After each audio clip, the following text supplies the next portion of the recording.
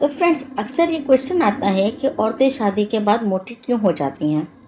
خاص طور پہ جسم کا ایک خاص حصہ یعنی ہپس، کولے موٹے کیوں ہو جاتے ہیں۔ موٹاپا اس بات کی دلیل ہے کہ بعض دفعہ بہت زیادہ خوشحالی کی وجہ سے بھی عورت کا جسم بھرا بھرا سا ہو جاتا ہے، تو کہیں مرد کا جسم فربا ہو جاتا ہے تو کہیں عورت کا جسم فربا ہو جاتا ہے، یعنی موٹاپا آ جاتا ہے۔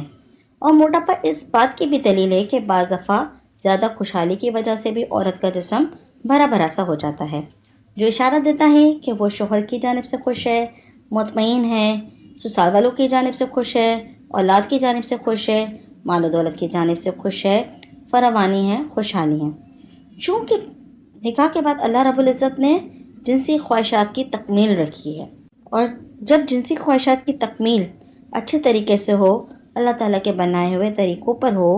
اصولوں پر ہو، سنت نبوی کے مطابق ہو، تو اللہ پاک اس عورت پر ظاہر کرتے ہیں بنسبت ان لوگوں کے جو اس کام کو شیطان پرستی کی وجہ سے کرتے ہیں، ہوس پرستی کی طرح کرتے ہیں۔ ان لوگوں کو دکھایا جائے، اور وہ لوگ جو سنت نبوی کے مطابق یہ معاملات کرتے ہیں، ہم میں اور ان میں، شیطان پرست لوگوں میں زمین و آسمان کا فرق دیکھا گیا ہے۔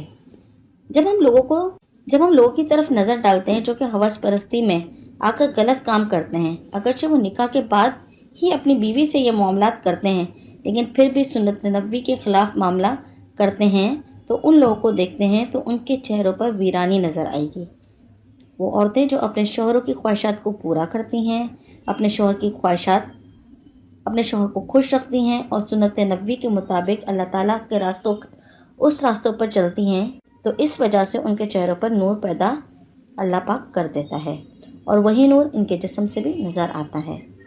ان کے چہروں پر بھی نظر آتا ہے، اور ان کی ظاہری اطوار میں بھی نظر آتا ہے، اور روحانی اطوار میں بھی نظر آتا ہے۔ تبھی عورتوں میں یہ نظر آتا ہے کہ وہ موٹی ہو گئی ہیں، خوشحال نظر آتی ہیں۔ چونکہ نکاح کے بعد جنسی خواہشات کی تکمیل کرتے ہوئے جب ایک میاں بیوی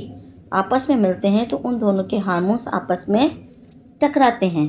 اور اس طرح عورت اور مرد دونوں میں ایک نئے خون کی پیدائش وجود میں آتی ہے۔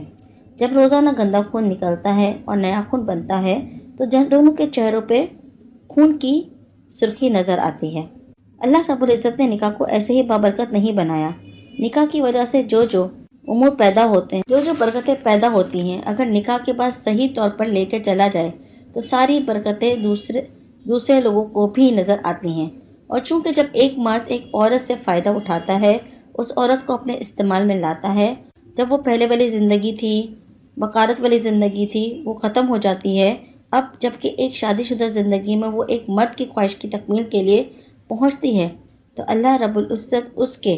نتیجے میں اس کو برکتوں سے نوازتے ہیں۔ اور ایسے میں لوگ کہتے ہیں کہ عورت موٹی ہو گئی ہے،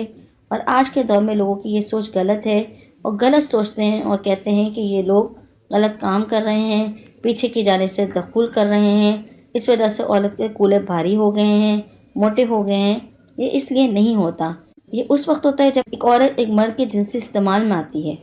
کولے موٹے ہونا جنسی خواہشات کی تکمیل کی وجہ سے ہوتے ہیں، اس وجہ سے لوگ پر بہتان لگانا سخت غلط ہے، اور دین اسلام میں اس بات کی سخت ممانعت ہے کہ کسی پہ غلط بہتان لگایا جائے۔